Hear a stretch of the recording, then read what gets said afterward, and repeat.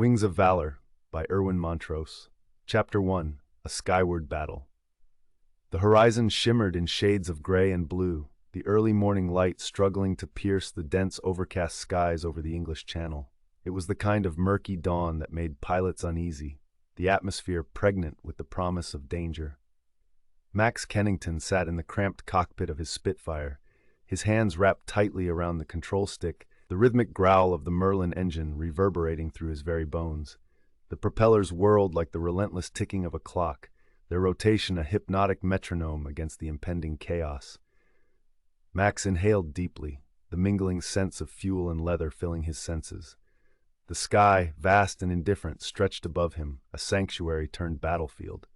Here, amidst the clouds, he felt paradoxically alive, yet tethered to the grim reality of war.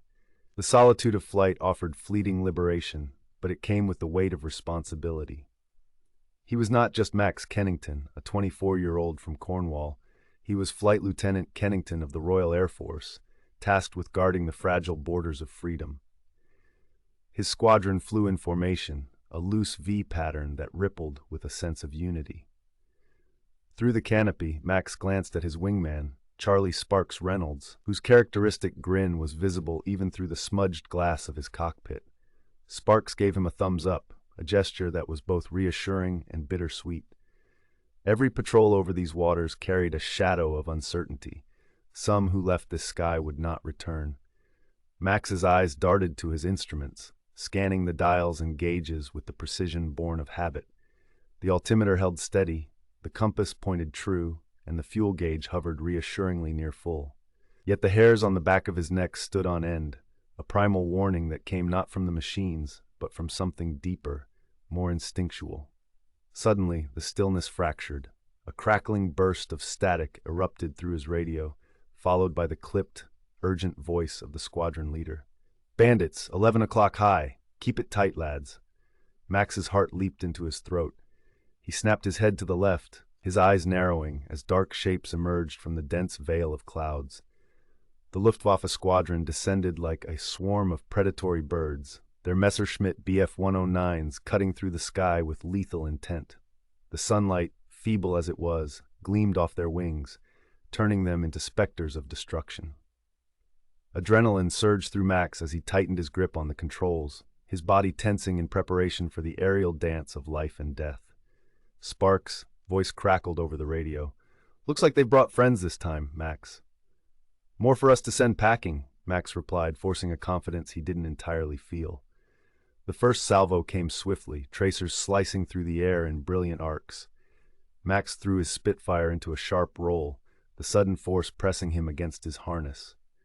The aircraft responded like a living thing, its movements fluid and precise, a testament to British engineering. He twisted and dove, his every motion a counterpoint to the deadly ballet unfolding around him. The sky erupted in chaos, engines roared, machine guns chattered, and the air itself seemed to vibrate with violence. Max maneuvered through the maelstrom, evading enemy fire by mere inches. His eyes darted between the hostile silhouettes, calculating angles and trajectories in split-second bursts. He spotted a Messerschmitt breaking formation, banking hard to line up a shot on Sparks. Without hesitation, Max swung his Spitfire into position, his fingers finding the trigger on the control stick. The cannons roared, spitting fire and steel. The Messerschmitt wavered, smoke billowing from its engine before it spiraled downward, disappearing into the cloud cover below. "Thanks for the save, Max." Sparks' relief was evident in his tone. "Just stay on your toes," Max replied, scanning the battlefield for the next threat. But the odds were against them. For every enemy they downed, two more seemed to take its place. Max's muscles ached from the strain of constant maneuvering, and his ears rang from the cacophony. The enemy pilots were skilled, their movements precise and deliberate. Max could feel their determination, a grim mirror of his own resolve. A sudden jolt rocked his Spitfire, and the acrid stench of smoke filled the cockpit. He glanced at his instruments. The oil pressure was dropping, and the engine sputtered ominously. A quick glance over his shoulder revealed a Messerschmitt closing in, its guns blazing. Max's mind raced, his training taking over even as fear clawed at the edges of his thoughts. He pushed the Spitfire into a steep dive, the altitude dropping in a dizzying blur. The wind screamed past the canopy, and for a moment it felt as if the world had dissolved into motion and noise. The pursuing Messerschmitt followed, its pilot relentless. Max gritted his teeth and yanked the control stick, pulling his plane into a tight loop that brought him up and around behind his attacker. But the maneuver came too late.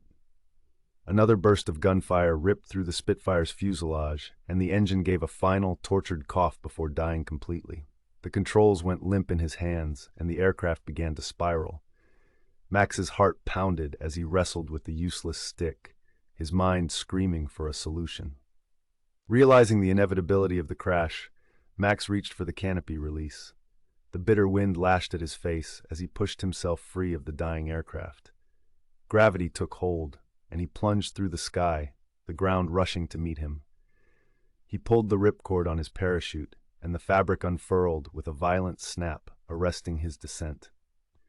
The cold air bit at his cheeks as he dangled beneath the canopy, the Spitfire's wreckage vanishing into the churning waves below.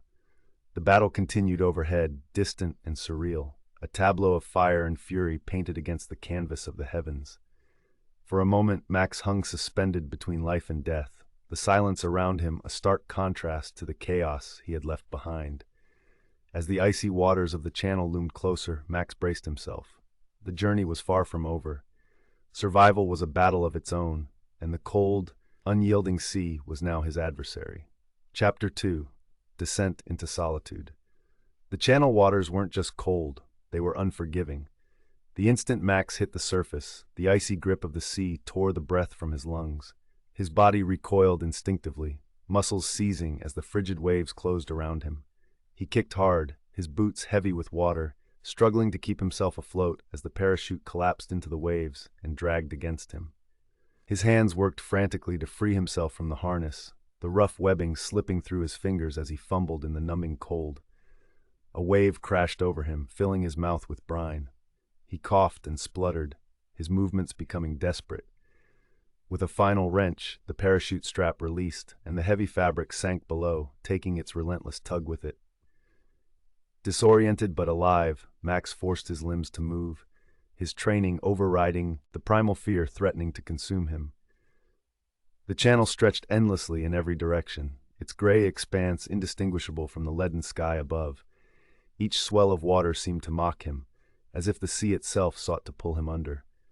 But Max refused to surrender. He turned his gaze to the horizon, searching for anything, land, a ship, a buoy that might offer salvation. And then he saw it, a faint, dark outline against the monotony of gray, a jagged silhouette that shifted with the rise and fall of the waves. Land. It wasn't close, but it was there, a lifeline in the vast, indifferent expanse. Gritting his teeth, Max began to swim. Every stroke was a battle. The cold gnawed at him, sapping his strength with every passing second. His muscles burned, his breaths came in shallow gasps, and the salt stung his eyes and lips. Yet he pressed on, each movement a defiance of the forces conspiring to end him.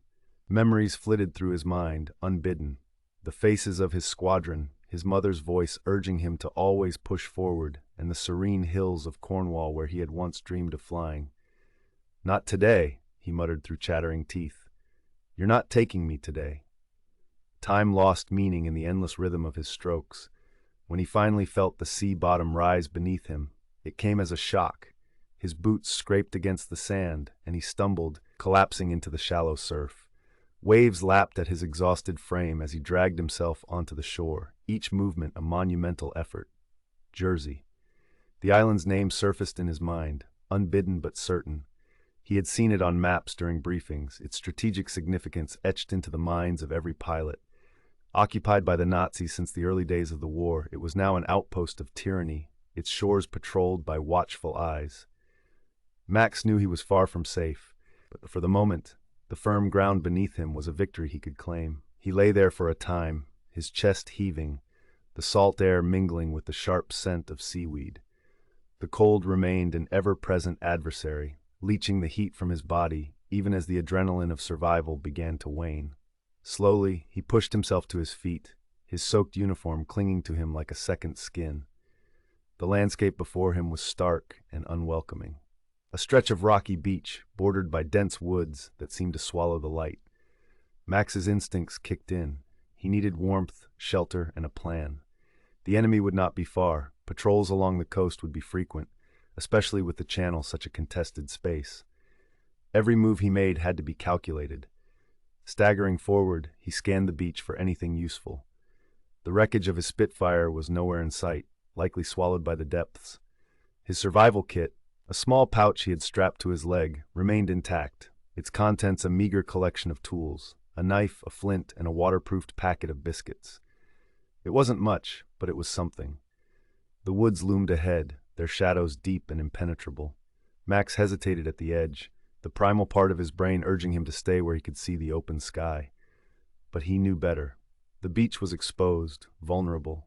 The woods offered cover, however menacing their depths might seem. He plunged into the trees, the undergrowth scratching at his legs as he pushed his way through. The air grew cooler, the sunlight filtering weakly through the canopy above. Each step was deliberate, his senses heightened. The faint rustle of leaves, the distant call of a bird, every sound was scrutinized, every shadow watched for movement. As he ventured deeper, the reality of his isolation settled over him like a weight. He was alone, stranded behind enemy lines, with no means of communication and no clear path to safety. The camaraderie of his squadron felt like a distant memory, their laughter and banter replaced by the oppressive silence of the forest. Yet, even as doubt whispered at the edges of his mind, Max refused to succumb. He had survived the channel. He had made it this far. There had to be a reason for it, a purpose that would reveal itself in time. The forest began to thin, and Max emerged into a small clearing. The sight that greeted him was unexpected. An old stone ruin, its walls crumbling but still standing in defiance of time. Moss clung to the stones, and vines wound their way through the cracks, but the structure offered something he desperately needed: shelter. Cautiously he approached, scanning the area for signs of recent activity. Finding none, he stepped inside. The interior was sparse, the floor littered with leaves and debris, but it was dry and protected from the wind. Max set to work, gathering what dry wood he could find and using his flint to coax a small flame to life. The warmth was immediate, chasing away the chill that had burrowed deep into his bones. As the fire crackled, Max leaned back against the wall, his eyes heavy with exhaustion. The day's events played out in his mind like a reel of film. The battle, the crash, the icy waters, and now this strange, desolate refuge. He had survived, but the road ahead remained uncertain. The firelight danced on the stone walls, casting flickering shadows that seemed almost alive. Max stared into the flames, his thoughts a mixture of gratitude and resolve. He was a pilot without a plane, a soldier without an army, but he was still alive, and as long as he drew breath, he would find a way to fight. Tomorrow, he would explore the island, learn its secrets, and plan his next move. But for now, as the fire's warmth embraced him, Max allowed himself a rare luxury: rest. Chapter 3. Whispers in the Shadows. The dawn crept over the horizon, its light slicing through the canopy of trees in pale, golden shafts. Max stirred from his uneasy sleep in the ruins, his body stiff and his mind heavy with fatigue. The fire he had coaxed to life the previous night had dwindled to smoldering embers, its warmth now just a memory against the lingering chill of the early morning. He rubbed his hands together, feeling the calluses from years of flying and the rawness from his recent ordeal. The forest around him was quiet, save for the occasional chirp of a bird or the rustle of leaves in the breeze. The stillness was unnerving, like the calm before a storm. Max gathered what remained of his strength, reminding himself of the mission that now lay ahead: survival, reconnaissance, and escape. The island was enemy territory, and he needed to know its terrain, its dangers, and most critically, its secrets. He set out cautiously, his footsteps soft against the mossy forest floor. Each step was measured, his senses on high alert. The woods were a labyrinth of shadows and light, their paths winding and deceptive. The faint smell of salt lingered in the air, a reminder of the ocean that surrounded him, cutting him off from everything he knew. As he moved deeper into the island, the forest began to change. The trees grew sparser, their trunks twisted and gnarled by the wind. The ground beneath his boots shifted from soft earth to rocky outcroppings, the undergrowth thinning to reveal glimpses of open land beyond. Max paused at the edge of the trees, crouching low as his eyes swept the terrain ahead. What he saw made his blood run cold.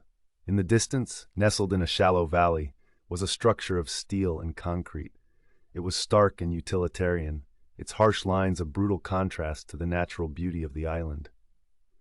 Soldiers in gray uniforms moved purposefully around its perimeter, their rifles slung over their shoulders.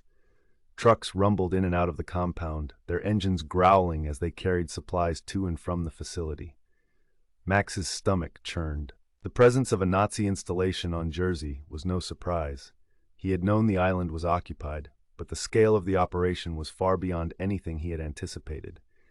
This wasn't just a garrison or supply depot, it was something far more sinister. His gaze swept over the compound, taking in every detail. The guards were heavily armed, their movements disciplined and precise. Spotlights mounted on tall towers swept the area in slow, deliberate arcs. Max's eyes followed their beams, noting the barbed wire that surrounded the facility and the reinforced bunkers that dotted the landscape. And then he saw it. At the center of the compound stood a massive cylindrical structure, its surface gleaming dully in the sunlight. It was an imposing piece of machinery, its purpose immediately clear and horrifying. Max's breath caught in his throat as he realized what he was looking at. A gas bomb, larger and more sophisticated than anything he had ever seen. The very sight of it sent a chill through his veins. The implications were staggering. This weapon wasn't meant for the battlefield. It was a tool of mass destruction, designed to sow terror and death on an unimaginable scale. The thought of it being deployed against London, against the people he had sworn to protect, filled Max with a sense of dread that threatened to overwhelm him.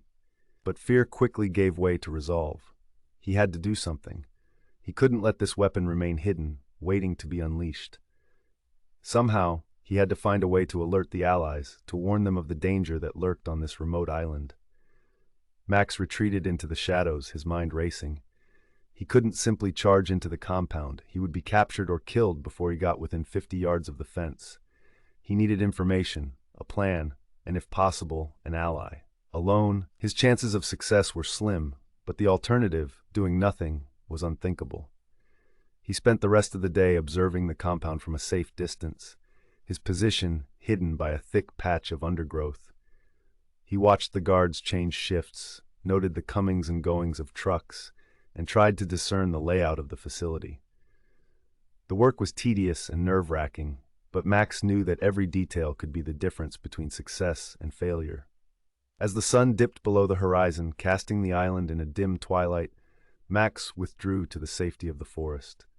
The night brought with it a biting cold, but Max hardly noticed. His mind was too preoccupied with the puzzle he now faced. The Nazis had hidden their facility well, and its remote location on Jersey ensured that it operated largely without interference. But it also meant that any message Max could send would take time to reach its destination, time the enemy might not give him. The forest around him seemed alive with whispers, the wind rustling through the leaves in a ghostly symphony. Max sat by a small stream, the cool water lapping at his fingers as he stared into the darkness. The enormity of his task loomed over him, like the shadow of the gas bomb, but he refused to let it crush him. He had survived the battle over the channel, the crash, and the freezing waters. He would survive this too. As he lay back against the rough bark of a tree, his thoughts drifted to his squadron. He imagined Sparks cracking a joke, the sound of laughter cutting through the tension of a briefing. He thought of the faces of the men he had fought alongside, their courage and camaraderie a beacon in the darkest of times. They were counting on him, even if they didn't know it. Max closed his eyes, the image of the gas bomb seared into his mind. The wind carried the faint sounds of the sea, a reminder of the world beyond this island, the world he was fighting to protect. In the silence, he made a vow. He would find a way to stop the Nazis' plan, no matter the cost. The shadows deepened around him, their whispers growing louder as the night wore on. Max remained still, his breathing steady, his resolve unshaken. Somewhere in the darkness, the enemy was preparing for war, but so was he. Chapter 4. Unseen and Unheard. The forest was a maze of shadows and silence, the kind of silence that carried weight. Max moved through it with deliberate caution, each step measured and quiet. He had always been a man of the skies, used to soaring above the earth with freedom and speed, but now he had become something else, something primal. Grounded and hunted, he was learning to adapt. Days had passed since Max first laid eyes on the Nazi facility. Each one felt longer than the last, stretched thin by the constant tension of being discovered. The island was an occupied fortress, its every corner potentially watched by unseen eyes. Patrols crisscrossed the coastline and woods, their boots crunching through leaves and their voices sharp and clipped in German. Max had learned to stay hidden, using the terrain to his advantage. Every movement was calculated, every noise scrutinized before he pressed forward.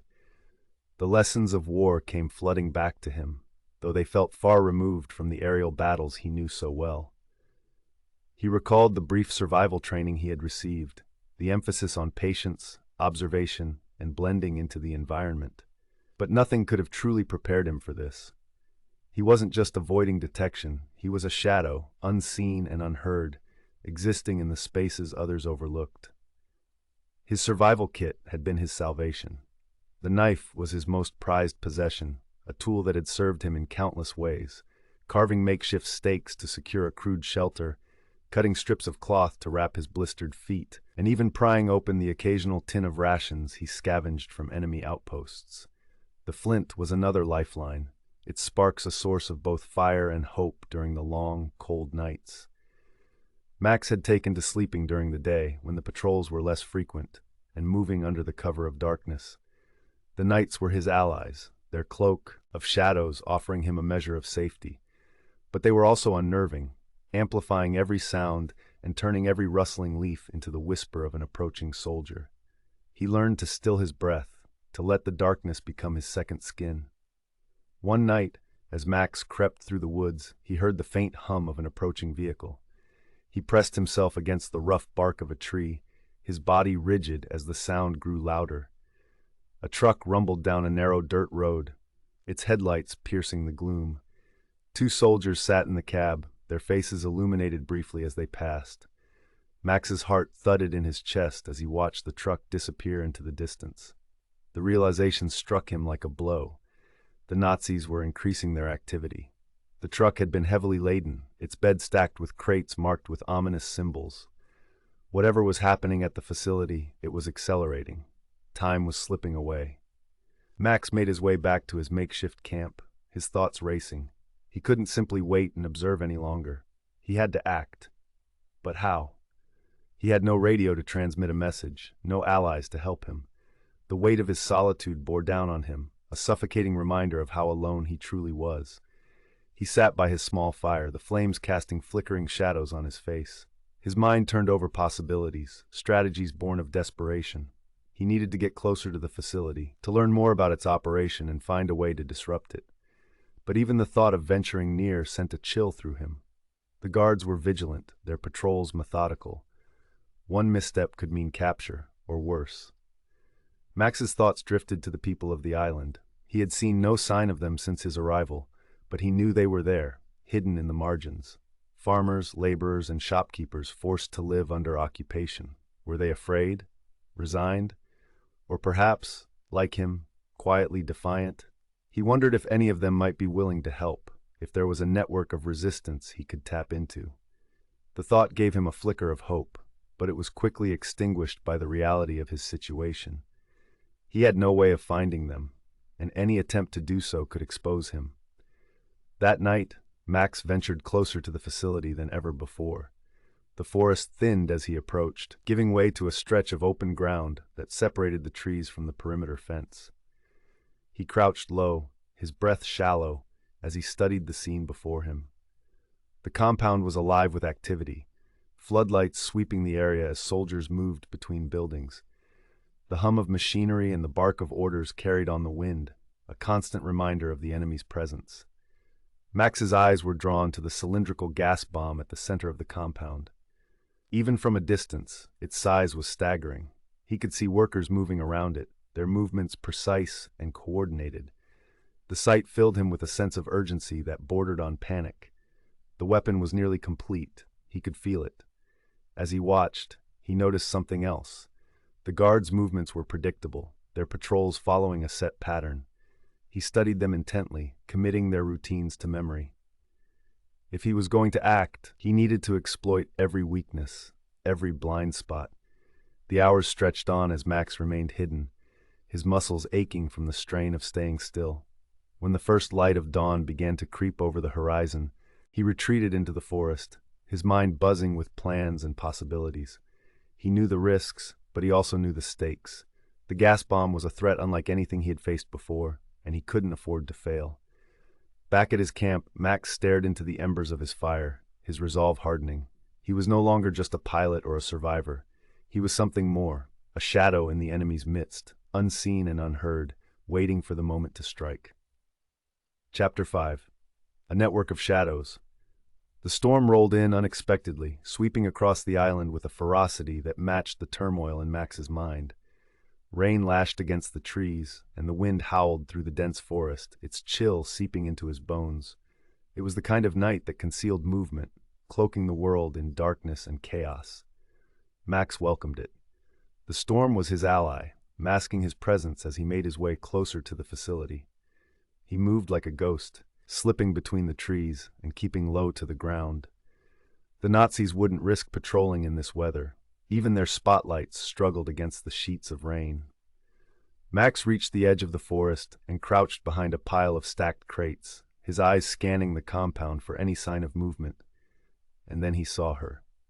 She was small and slight, dressed in the plain, drab clothing of a laborer. Her hair was tied back, dark tendrils plastered to her face by the rain. She moved with an air of urgency, her head down and her arms burdened with a crate that seemed too heavy for her frame. Max almost dismissed her as another worker, another cog in the Nazi war machine. But something about her caught his attention. It was her eyes. Even from a distance, Max could see the defiance in them. They darted nervously around the yard, searching for something or someone. She slipped behind a row of barrels, placing her crate down carefully before pulling a piece of paper from her pocket. She glanced at it, her lips moving as if committing its contents to memory, before quickly tucking it away and hurrying off toward one of the smaller buildings. Max's mind raced. Could she be a resistance member, a spy, or was she simply a desperate soul trying to survive? His instincts told him to stay put, to avoid any unnecessary risks. But something deeper, something more human, compelled him to follow. He waited until she disappeared into the building, then crept closer, using the storm as cover. The door she had entered was slightly ajar, the faint glow of a lamp spilling out into the rain. Max hesitated, his heart pounding. He knew the dangers of revealing himself, but he also knew he couldn't do this alone. He slipped inside, his boots making barely a sound on the concrete floor. The room was small and cluttered, filled with crates and shelves stacked with tools and supplies. The woman stood at the far end, her back to him as she sorted through a pile of papers. Max cleared his throat softly. She spun around, her eyes wide with shock. For a moment, they stared at each other, both frozen by the suddenness of the encounter. Her hands clenched into fists, and Max saw the glint of a small knife tucked into her belt. "Who are you?" she demanded, her voice low and urgent. "What are you doing here?" Max raised his hands slowly, a gesture of peace. "I'm not one of them," he said, his voice steady despite the tension in the room. "I'm Raf. My plane went down over the channel. I've been stranded here for days." Her eyes narrowed, suspicion etched into her features. "Prove it." Max hesitated. He had nothing to show her except his dog tags, but even those could be faked. Instead, he spoke the truth. "My name is Max Kennington, flight lieutenant. I'm here because I saw that bomb and I can't let it reach its target." Her expression softened slightly, though the wariness in her eyes remained. She studied him for a long moment before nodding toward a crate. "Sit, quickly." Max did as she said, lowering himself onto the crate as she moved to lock the door. The room suddenly felt smaller, the air heavy with tension. "My name is Sophie," she said, her voice quieter now. "I work here, forced labor, but I've been watching, listening. I know what they're building, and I know it has to be stopped." Max felt a surge of relief. For the first time since his crash, he wasn't alone. "Do you have any way of contacting the Allies?" he asked. Sophie shook her head. "Not from here. They keep the radios under constant guard, and the ones in the barracks are monitored, but I've mapped out the facility. I know the weak points." She pulled a small, crumpled piece of paper from her pocket and handed it to Max. It was a crude map of the compound, drawn hastily but detailed enough to be useful. Max studied it, his mind already forming a plan. "We can sabotage it," he said, his voice firm. "We don't need to destroy the whole facility, just the bomb. If we can disable it, even temporarily, it'll buy the Allies time." Sophie nodded, her expression resolute.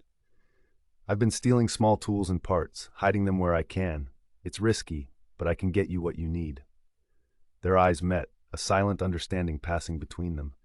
They were two strangers, brought together by circumstance and united by a shared purpose.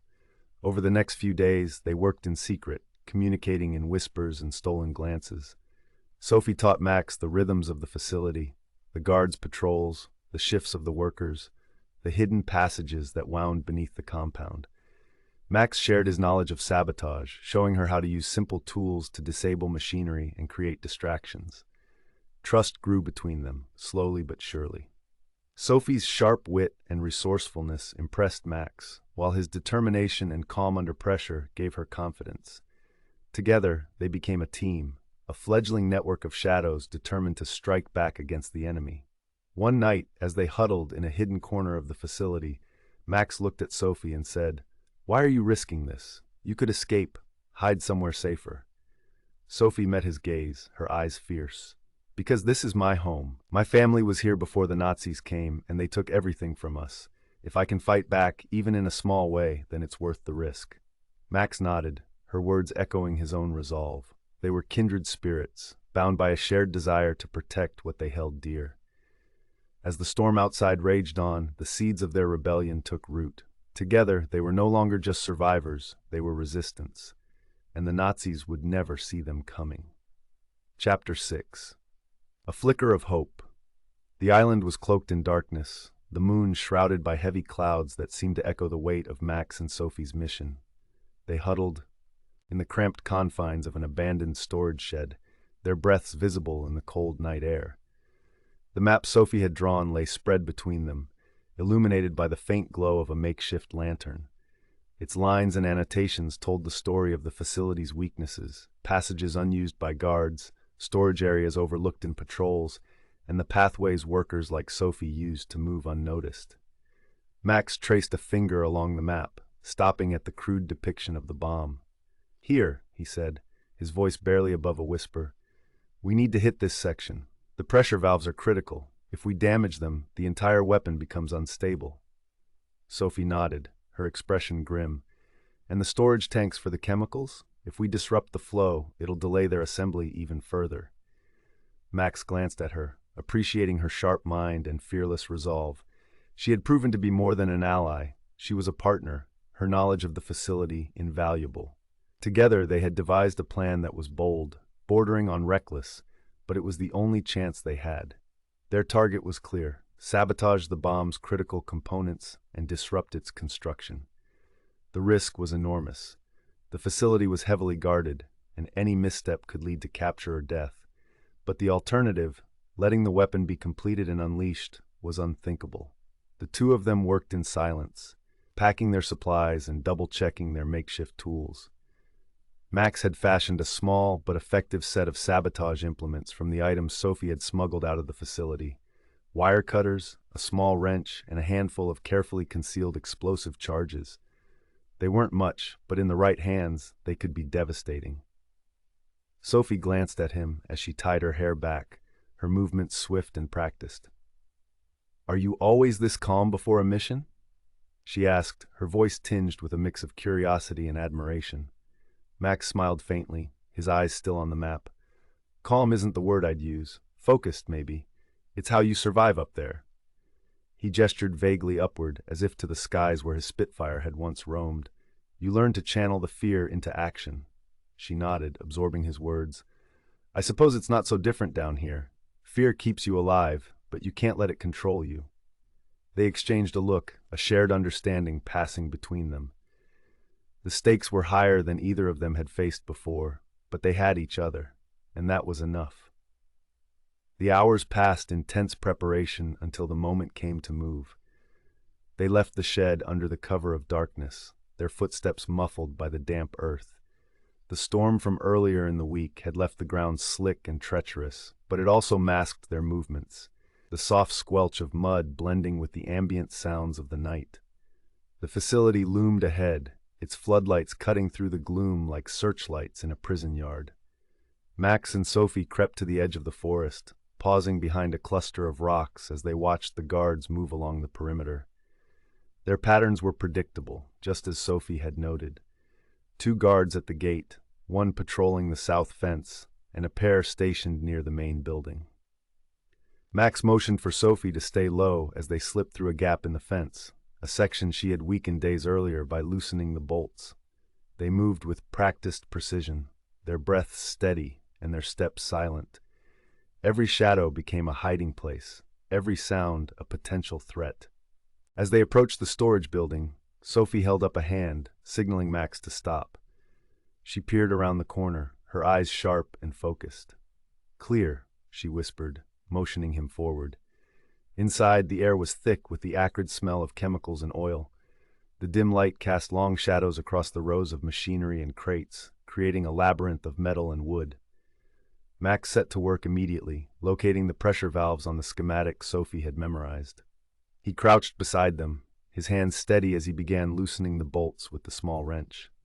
Sophie kept watch, her knife ready in case anyone stumbled upon them. The minutes stretched into what felt like hours as Max worked, the sound of his tools barely audible over the hum of the machinery. Sweat beaded on his forehead despite the cool air, his focus unbroken. Finally, the last bolt came free, and he carefully placed the sabotaged valve back in its housing, knowing it would fail catastrophically the next time the system was activated. "One down," he whispered, rising to his feet. Sophie nodded and led him to the next target, the chemical storage tanks. These were heavily reinforced, their contents volatile and dangerous. Max positioned one of the small explosive charges beneath the main feed line, setting the timer for a delay that would give them enough time to escape. He glanced at Sophie, his eyes questioning. "Ready?" he asked. She hesitated for a fraction of a second before nodding. "Let's go." The 2 of them slipped back into the shadows, retracing their steps with the same careful precision. The charges were set, the damage done. All that remained was to escape before the facility descended into chaos. As they neared the fence, the sound of raised voices reached their ears. A guard had spotted something, perhaps the loose bolts or a shadow that didn't belong. Max grabbed Sophie's arm, pulling her into a narrow alley between 2 buildings. They pressed themselves against the cold metal, their breaths shallow as the footsteps of a patrol drew closer. The tension was suffocating. Max's hand instinctively moved to the knife at his belt, ready for a fight he couldn't win. But the guards passed by, their voices fading into the distance. Max exhaled slowly, his hand dropping to his side. "Close one," Sophie muttered, her voice barely audible. They slipped through the gap in the fence and into the safety of the forest just as the first explosion rocked the facility. The ground trembled beneath their feet, and a plume of smoke rose into the night sky, illuminated by the flickering glow of flames. Alarms blared, their shrill cries echoing across the island. Max and Sophie didn't stop running until they were deep within the woods, their breaths ragged and their hearts pounding. They finally collapsed against a fallen tree, their bodies trembling with adrenaline and exhaustion. "We did it," Sophie said, a small, triumphant smile breaking through her fatigue. Max nodded, his own smile faint but genuine. "We bought them time. Now we just have to make it out of here." The flicker of hope they had carried through the mission burned brighter now, a fragile flame that refused to be extinguished. Together, they had struck a blow against the enemy, a small but vital victory in the face of overwhelming odds. And though the road ahead remained uncertain, they knew one thing for sure: they were no longer alone. Chapter 7: Flames of Resistance. The explosion shattered the stillness of the night. A deep, guttural roar echoed across the island as the first charge detonated, followed by a second, and then a third. Fire blossomed in the heart of the Nazi facility, sending plumes of black smoke spiraling into the sky. The air was thick with the acrid scent of burning chemicals, and the once orderly compound descended into chaos. Max and Sophie crouched in the shadows of the forest, their breaths still labored from their escape. The flickering glow of flames illuminated their faces, casting sharp lines of exhaustion and triumph. They watched as guards scrambled to contain the fire, shouting orders over the blaring of alarms. Trucks rumbled to and fro, their engines growling as they hauled water tanks toward the inferno. "It's working," Sophie whispered, her voice barely audible over the cacophony. Max nodded, his eyes fixed on the chaos. "We hit them where it hurts. They'll be scrambling for days to recover from this." But the sabotage was more than just a blow to the Nazis' operations. It was a message, a declaration that even in the darkest corners of the war, resistance burned bright. The chaos in the facility spread like wildfire, rippling out to touch every part of the island. Word of the explosion traveled quickly, carried by whispers in the night and furtive glances exchanged in occupied villages. For the people of Jersey, long resigned to the suffocating grip of Nazi rule, the sight of the flames was a beacon of hope, a sign that defiance was still possible. The next morning, Max and Sophie moved cautiously through the forest, skirting the edges of the occupied zones as they made their way back to their hidden refuge. The air was thick with tension. The usual patrols doubled in number and intensity. Max's sharp eyes caught the telltale signs of heightened security. Guards stationed at key intersections, their rifles held at the ready, checkpoints hastily erected along the main roads, and the guttural growl of German shepherds as they sniffed the ground for any trace of intruders.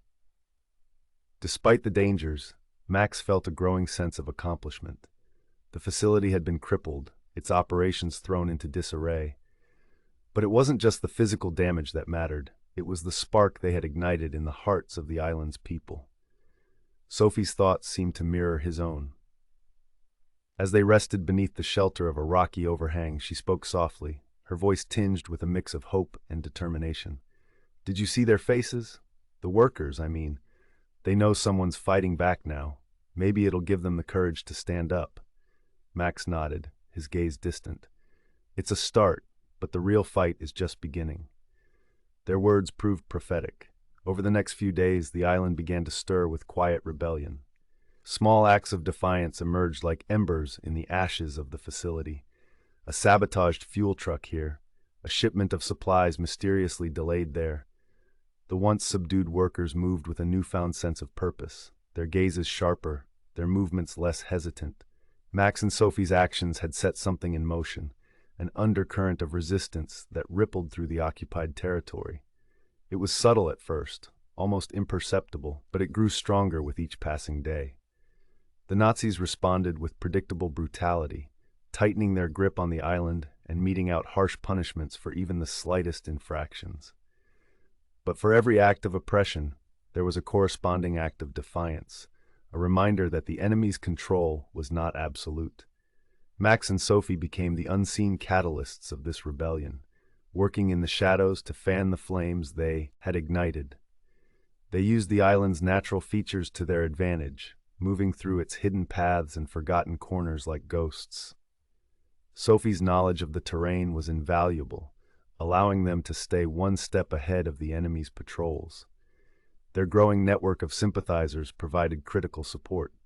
Farmers and fishermen smuggled food and supplies to their hidden camps, risking their lives to aid the resistance. Messages were passed through a complex web of signals and codes, allowing Max and Sophie to coordinate with the scattered pockets of defiance that had sprung up in the wake of their sabotage. One night, as they huddled in a cramped cellar beneath an abandoned farmhouse, a young man named Jacques approached them. He was barely out of his teens, his face pale but determined.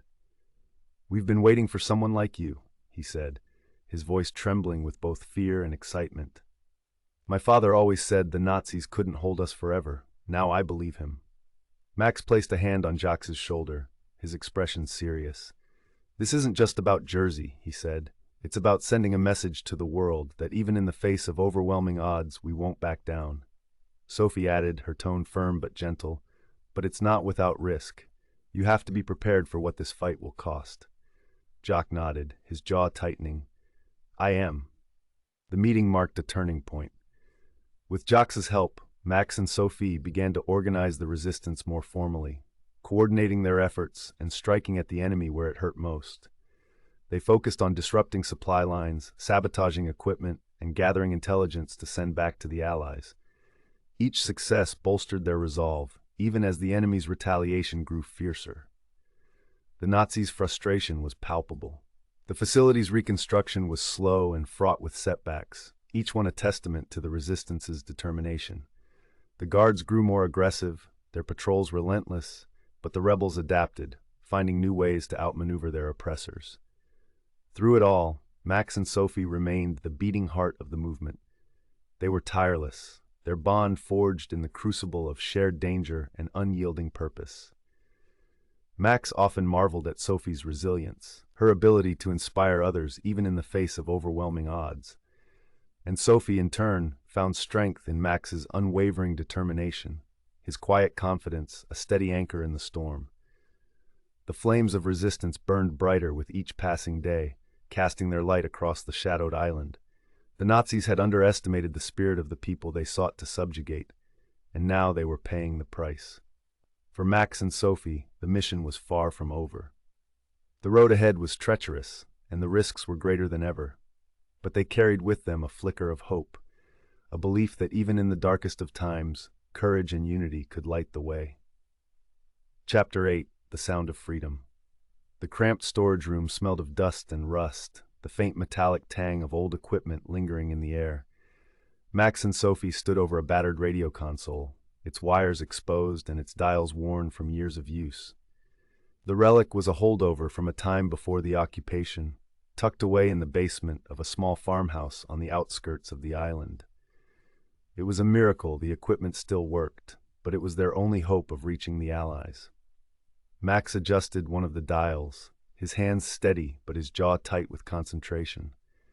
The faint hum of the radio's activation was like a lifeline, a bridge between the island and the outside world. Sophie knelt beside him, her eyes darting between the radio and the door, every creak of the old house setting her nerves on edge. "This has to work," she said, her voice low but resolute. "It's our only chance to get the warning out." Max didn't look up. "It'll work," he said firmly, though the weight of their task pressed heavily on him. "But we need to move fast. Once we start transmitting, it won't take them long to trace the signal." Sophie nodded, her grip tightening on the small pistol tucked into her belt. She hated the thought of using it, but the stakes were too high for hesitation. "How long do we need?" 5 minutes, Max said, enough to get the message across and give them the details. The plan was simple in theory but perilous in execution. Max would send a coded message to a specific frequency, one used by the Allies to intercept resistance communications. The message would contain details about the Nazi facility, the gas bomb, and the damage their sabotage had inflicted. If the Allies acted quickly, they could strike before the weapon became operational again. Max glanced at Sophie, his eyes serious. "Once we start, there's no going back. Are you ready?" She met his gaze, her expression unwavering. "Always." Max took a deep breath and began to transmit. The radio crackled to life, the static a harsh backdrop to his voice as he spoke in short, clipped phrases. Each word was carefully chosen, every detail vital. He described the facility's location, its defenses, and the progress of the bomb's reconstruction. He included the estimated timeline Sophie had overheard from the workers, 2 weeks at most, before the weapon was ready. The sound of static filled the room as Max paused, his fingers hovering over the dials. He switched frequencies and repeated the message in coded bursts, hoping it would reach the right ears. The tension in the room was palpable, the air thick with urgency and fear. 3 minutes, Sophie whispered, her eyes locked on the door. The farmhouse creaked and groaned around them, the old wood seeming to amplify every sound. Max nodded, his focus unbroken. He began transmitting the final part of the message, a call to action, urging the Allies to strike before it was too late. The words carried the weight of everything they had fought for, a plea wrapped in defiance. The faint sound of boots crunching on gravel reached Sophie's ears. Her heart leaped into her throat as she darted to the window, peering through the cracked glass. A squad of Nazi soldiers was approaching the farmhouse, their rifles at the ready. "They're here," she hissed, her voice barely audible. Max's jaw tightened, but he didn't stop. He glanced at the small timer beside the radio. 1 more minute. Sophie moved to the door, her pistol drawn. Her hands trembled slightly, but her grip was firm. She positioned herself against the wall, her breath shallow as the soldiers neared. The seconds stretched into eternity, each one marked by the pounding of her heart. The first bang on the door was loud and authoritative, the sound echoing through the small farmhouse. "Öffnen Sie die Tür!" A voice barked, demanding entry. Max kept transmitting, his voice calm but urgent as he finished the message. "Resistance active on Jersey. Urgent action required. Confirm receipt." The timer beeped softly, signaling the end of the transmission. Max flipped the radio off and grabbed the small explosive charge they had prepared, a failsafe to destroy the equipment and prevent it from falling into enemy hands. Sophie glanced at him, her expression a mixture of fear and determination. "Time to go." Max nodded, pulling the pin on the charge and setting it on the console. They bolted from the room, their footsteps echoing through the narrow hallways of the farmhouse. The sound of splintering wood followed them as the soldiers forced the door open, their shouts reverberating through the building. The explosion rocked the farmhouse as Max and Sophie slipped out through a back window, the force of the blast rattling the ground beneath them. Flames licked at the edges of the building, and thick smoke billowed into the night sky. The soldiers' cries of alarm were muffled by the roar of the fire, giving Max and Sophie precious seconds to escape into the woods. They ran without stopping, their breaths coming in ragged gasps as they put as much distance as possible between themselves and the farmhouse. The forest closed around them, its shadows swallowing them whole. Finally, they collapsed behind a fallen tree, their bodies trembling with exhaustion. Sophie looked at Max, her face streaked with dirt and sweat, but her eyes alight with triumph. "Did they hear us?" she asked, her voice barely above a whisper. Max nodded, his own exhaustion giving way to a faint smile. "They heard us." For the first time in days, a weight lifted from their shoulders. They had done it. The message was out, the warning delivered. The rest was in the hands of the Allies. But there was no time to rest. The Nazis would be hunting them now, their anger fueled by the destruction of the farmhouse and the loss of the radio. Max and Sophie knew the days ahead would be some of the hardest yet, but they carried with them the sound of freedom, a message that could turn the tide of the war. And for now, that was enough. Chapter 9: An Ocean Apart. The room was silent, save for the faint crackle of static from the radio. In a dimly lit war office in southern England, a team of operators sat hunched over their equipment, their faces illuminated by the green glow of indicator lights.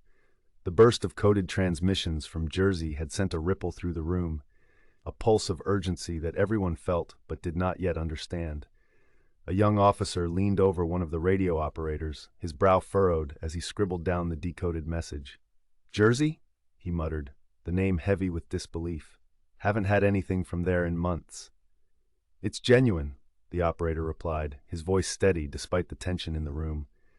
"RAF flight code matches the records. This is coming from one of ours." The officer's pen scratched furiously across the page, recording the details. Nazi gas bomb in development, facility compromised, resistance active.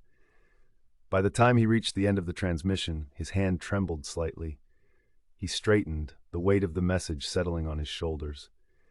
"Get this to HQ immediately," he said, handing the paper to a waiting courier. "And send word to the RAF. We'll need a reconnaissance mission over Jersey by tomorrow." Within hours, the message reached the highest levels of the Allied command. The news of a potential Nazi superweapon, a gas bomb capable of unimaginable destruction, set alarms ringing across military intelligence. Maps of Jersey were pulled from dusty archives, and strategists pored over aerial reconnaissance photos, searching for any signs of the facility described in the message. The ripple effect didn't stop there.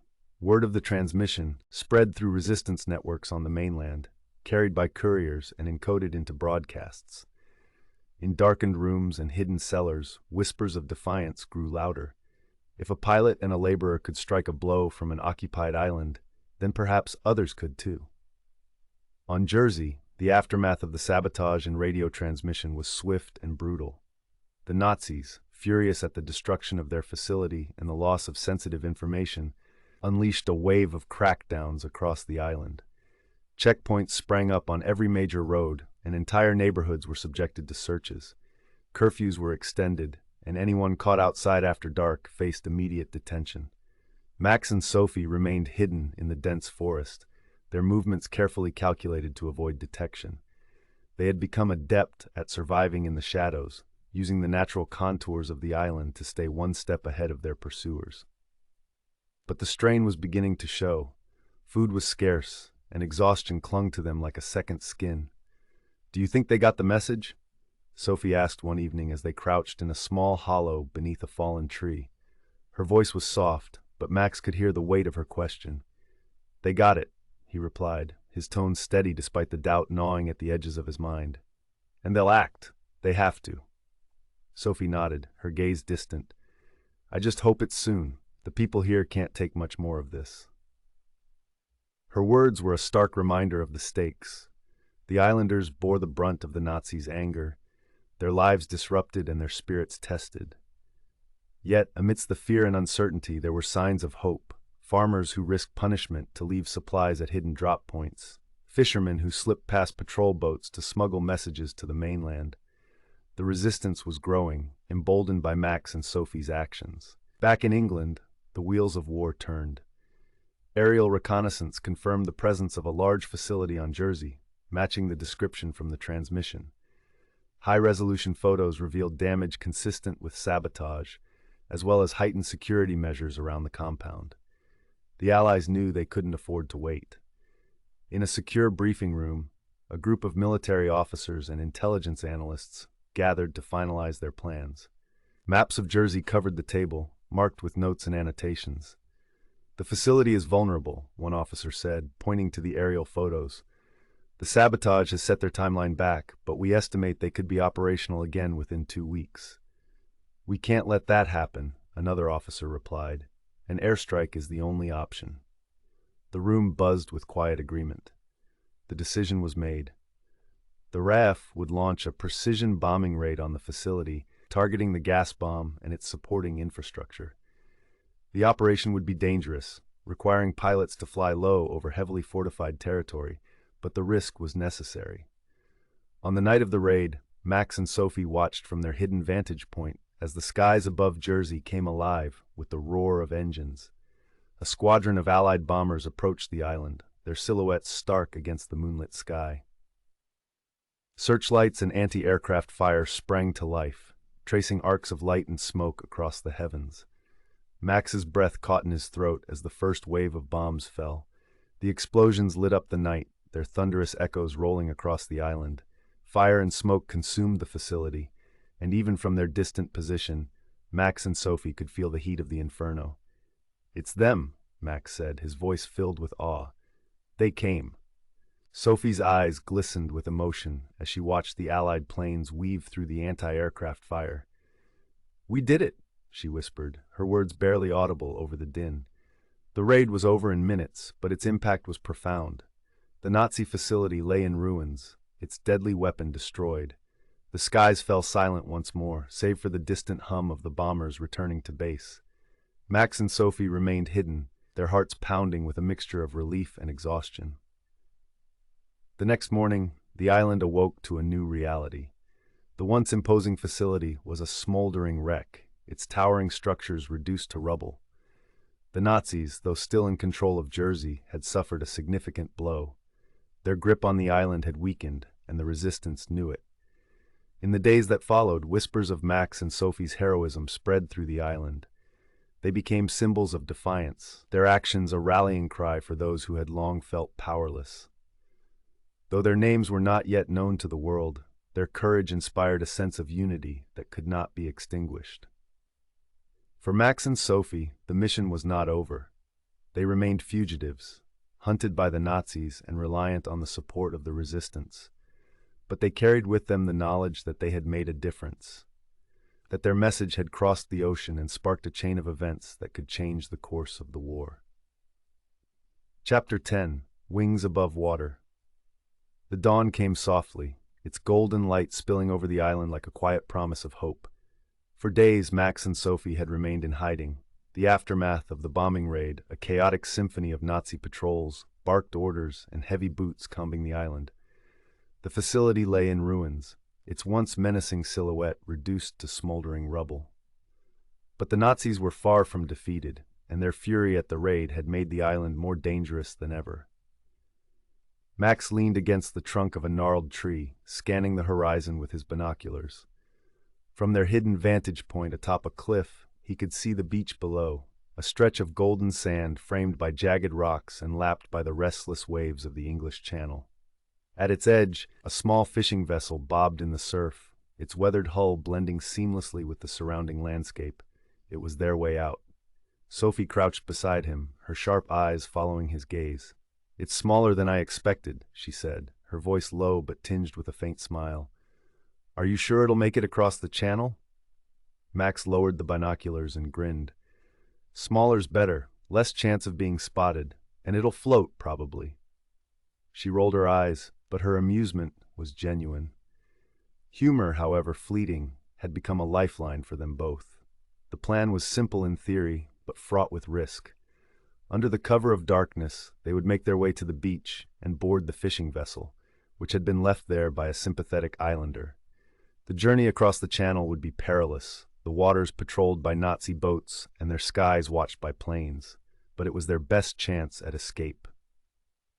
As the sun climbed higher, the two of them retreated deeper into the forest to prepare. Their supplies were meager: a few stolen rations, a canteen of water, and a bundle of documents Sophie had painstakingly gathered during her time at the facility. Among them were sketches of the gas bomb, details of its construction, and the names of key personnel involved in its development. These papers would be invaluable to the Allies, a final act of resistance from the island. "You ready?"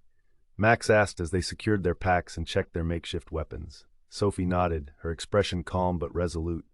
"Let's finish this." The descent to the beach was harrowing, the steep path littered with loose rocks and obscured by overgrown vegetation. Max led the way, his movements deliberate as he tested each foothold. Sophie followed close behind, her heart pounding with the effort and the tension of the moment. Every snap of a twig or rustle of leaves sent their nerves on edge, but the patrols had grown sparser as the Nazis shifted their focus to the remains of the facility. When they reached the edge of the forest, the beach stretched before them, bathed in the golden light of dusk.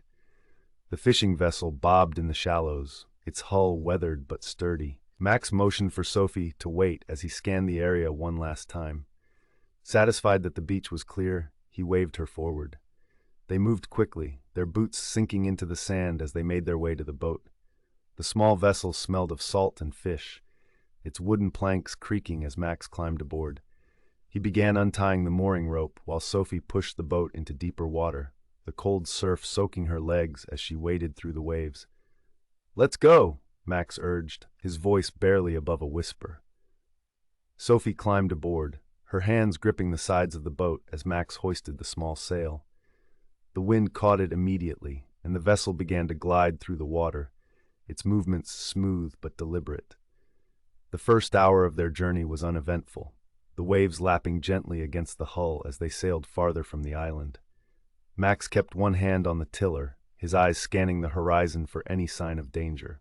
Sophie sat beside him, her gaze fixed on the dark shape of Jersey receding into the distance. "Do you think they'll find us?" she asked, her voice subdued. Max shook his head. "Not if we keep quiet and stay on course. The channel's a big place, and this boat's too small to draw much attention." But even as he spoke, the faint hum of an engine reached their ears. Max's body tensed as he scanned the horizon, spotting the dark outline of a patrol boat cutting through the water. "Stay low," he hissed, guiding the fishing vessel into the shadow of a nearby swell. The patrol boat drew closer, its searchlights sweeping across the waves. Max's grip on the tiller tightened as he adjusted their course, keeping the boat hidden in the troughs between the swells. Sophie held her breath, her fingers gripping the edge of the boat as the searchlight passed dangerously close. The patrol boat loomed larger, its engines a menacing growl against the quiet night. For a moment, Max thought they had been spotted, but the beam of light swept away and the boat continued on its path. They remained still for several minutes, the tension thick in the air. When the patrol boat finally disappeared over the horizon, Max exhaled slowly, his shoulders relaxing. "Too close," he muttered, resuming their course. Sophie managed a faint smile. "Let's not do that again." The rest of the journey was a blur of cold wind, rolling waves, and the faint glimmer of stars above. As dawn began to break, painting the horizon in hues of orange and pink, the coast of England came into view. Max and Sophie exchanged a glance, their exhaustion momentarily forgotten as the sight of land filled them with renewed energy. The small vessel glided into a secluded cove, its hull scraping gently against the rocky shore. Max leaped out, pulling the boat onto the beach as Sophie followed, her legs trembling with fatigue. They stood for a moment, taking in the sight of the English coastline, a land that had seemed impossibly far away only days ago. "We made it," Sophie said softly, her voice thick with emotion. Max nodded, his gaze distant as he scanned the horizon. "We made it," he echoed. But there was no time to dwell on their relief. They knew their journey wasn't over. The documents Sophie carried had to reach the Allies, and the story of what had happened on Jersey needed to be told. Together, they began the long trek toward the nearest village, their steps heavy but purposeful. News of their escape and the destruction of the Nazi facility spread quickly, sparking a wave of hope across the Allied forces. Max and Sophie's courage became a symbol of resistance, their actions a testament to the power of defiance in the face of tyranny. For Max, the return to England marked the beginning of a new chapter. He was no longer just a pilot, but a survivor, a rebel, and a voice for those who fought in the shadows. Sophie, too, found her place among the resistance, her knowledge and bravery earning her the respect of those who heard her story. As the war raged on, their bond remained unshakable, a testament to the courage that had carried them through the darkest of times. And though the road ahead was uncertain, one thing was clear. Their actions had made a difference, proving that even in the face of overwhelming odds, the wings of valor could soar above the waters, carrying the promise of freedom.